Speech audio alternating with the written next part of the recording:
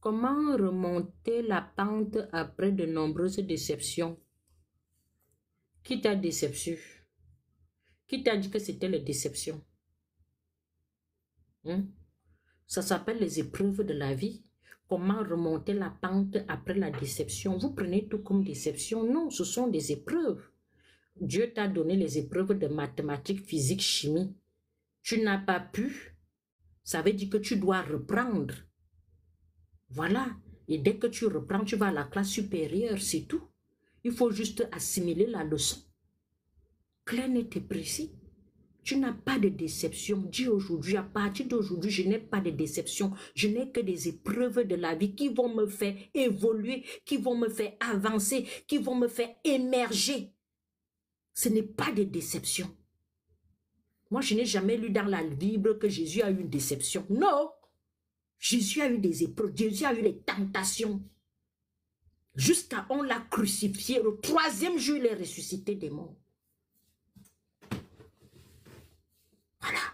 Donc, dis-toi que tu es en train de traverser une période difficile, une période qui va t'assagir, une période qui va t'apporter un plus. Tout ce que Dieu fait est bon. Moi, je ne peux que remercier. Si c'était à refaire tout ce que j'ai vécu dans ma vie comme obstacle pour arriver où je suis là, Seigneur, je suis partante. Seigneur, je suis partante, les yeux fermés. C'est juste qu'on ne voit pas où on va. On se lamente juste pour aujourd'hui. Tes lamentations d'aujourd'hui, c'est la chefferie que tu vas gérer demain. Le trône que tu vas gérer demain. Le bureau que tu vas gérer demain. L'entreprise que tu vas gérer demain. C'est ça que pourquoi tu te lamentes? Essuie ta bouche et avance.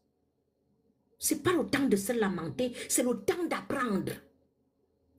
Quand quelque chose t'arrive dans la vie, ne prends pas ça comme une déception. Prends ça comme un cours. Tu as assimilé ton cours et tu avances.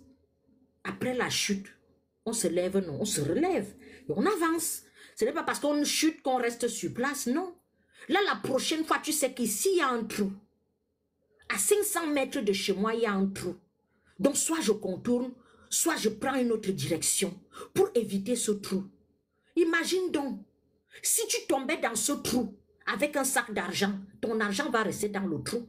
Entre-temps, tu es tombé dans le trou sans rien à main. Ça t'assagit que prochainement, je prendrai un raccourci ou bien je passerai ailleurs pour atteindre mes objectifs. Je dis et je répète, tout ce que j'ai subi dans ma vie comme humiliation, comme souffrance, comme on peut dire ça déception, je ne prends pas ça comme la déception, je prends ça comme des épreuves. Si c'était à refaire, repasser par là pour être la femme forte que je suis aujourd'hui, Seigneur avec 2 pieds, il y a une catégorie de bonheur, il y a une catégorie de grâce dans la vie.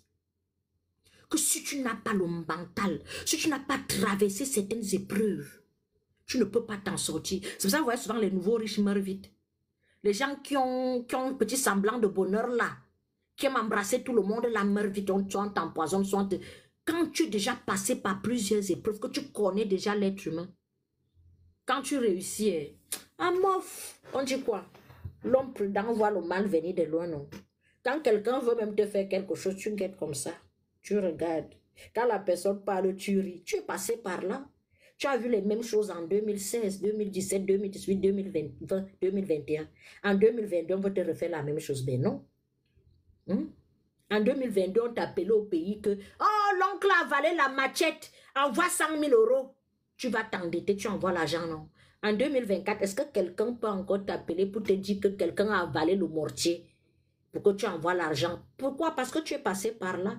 En lançant le caillou, l'oiseau a vu. Tu es devenu sage. Donc, accepter souvent les épreuves. Ce n'est pas les déceptions. Un homme t'a quitté, ce n'est pas la déception. Ça s'appelle l'épreuve de la vie. Une femme t'a quitté, même chose. Quelqu'un t'a même escroqué, laisse. À un moment donné dans la vie, tu vas comprendre que tout ce que tu as traversé là faisait partie de ton bien-être, de ton assurance, de ton évolution. Tu comprends un peu?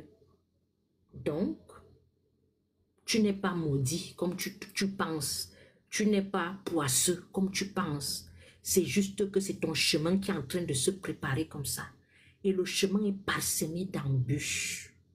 Les épreuves là sont parfois rudes.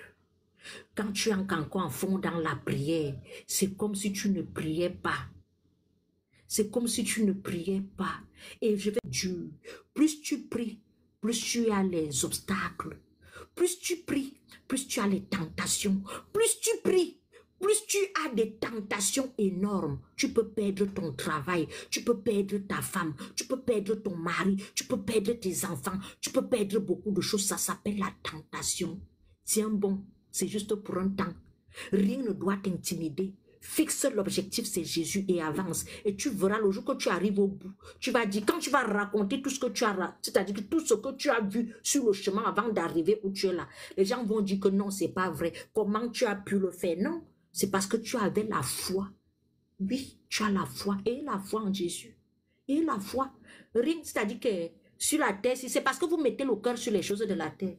Rien n'est impressionnant sur la terre-ci. Il y a les gens qui habitaient ici avant vous, ils ont mangé le poulet, ils sont allés à Bora Bora, ils ont pris les jets privés, ils sont morts, ils ont tout laissé. Donc tu vas mettre le cœur sur quelque chose, tu vas mourir, tu vas laisser. 42 ans sans enfant, c'est rien. Sarah a eu son enfant à 90 ans. Sarah s'est précipitée, elle a donné sa servante à son mari. Voilà la guerre, Iran-Irak. Ne te précipite pas. 42 ans, on est jeune. Dieu va te donner les enfants. Comme ça, là. Crois en lui. Dieu va te donner les enfants. Rien n'est impossible à Dieu.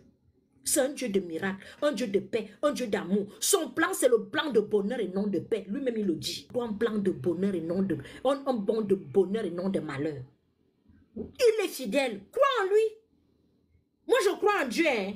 Comme je suis assise là. Parce que ce que le Père là a fait pour moi, franchement, moi, je ne vis que pour Dieu. Si ce n'était pas pour Dieu, je ne serais plus en vie.